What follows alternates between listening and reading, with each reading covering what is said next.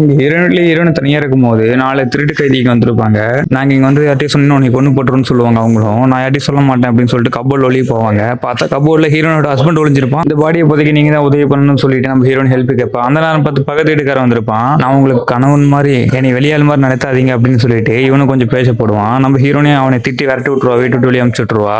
அந்த கைதிலையும் கேட்கறாங்க எதனால இவரை கொன்னீங்க அப்படின்னு சொல்லிட்டு நம்ம ஹீரோனையும் சொல்றாங்க என் ஹஸ்பண்ட் ஒரு ஆக்டர், நான் ஒரு அனாதை இல்லம்ல வளர்ந்தேன், நான் உதவி பண்றதை பார்த்துட்டு என்ன அவருக்கு ரொம்ப பிடிச்சிருச்சு, அதனால எங்க இல்லமுக்கெல்லாம் நிறைய செலவெல்லாம் பண்ணாரு, என்னைய வந்து பொண்ணும் கேட்டாரு, அங்க இருக்கவங்க எல்லாருமே இவனை கட்டிக்க நல்லா பயந்தான்னு சொல்லி என்னையும் கல்யாணம் பண்ணி வச்சுட்டாங்க. ஆனா அதுக்கப்புறம் தான் எங்களுக்குள்ள நடக்கிறதெல்லாம் இவன் வீடியோ பிடிச்சி வச்சிருக்கான்னு சொல்லி நம்ம ஹீரோனிக்கும் தெரியுது. இதெல்லாம் பண்றது தப்பு இல்லையா அப்படின்னு சொல்லி கேட்கும்போது எனக்கு இது பிடிச்சிருக்கு நான் பண்றேன் உனக்கு என்னடின்னு சொல்லிட்டு போயிருவாங்க. ஒரு நாள் ஹோட்டலுக்கு சாப்பிட போலான்னு சொல்லி போனா அங்க ஹீரோவும் ஹீரோனும் சாப்பிட்டு இருப்பாங்க. திடீர்னு பார்த்தா ஹீரோட ஃப்ரெண்டு ஹீரோனி கிட்ட ஒரு ஃபிளேட்டிங் பண்ணிருப்பான். நம்ம ஹீரோவும் சரியான கோவம் வருது, நான் இருக்கும்போது எப்படி நீ அவன்கிட்ட பேசலாம் அப்படின்னு சொல்லிட்டு எங்க 2 பேருக்குள்ள இடையில நீ யாரான்னு சொல்லிட்டு அவன்கிட்ட சண்டை போடுறான். அவனும் சாரி கேட்டுறான் என் மேல தான் தப்புன்னு சொல்லிட்டு. ஆனா ஹீரோக்கு சுத்தமா பிடிக்கவே இல்லை.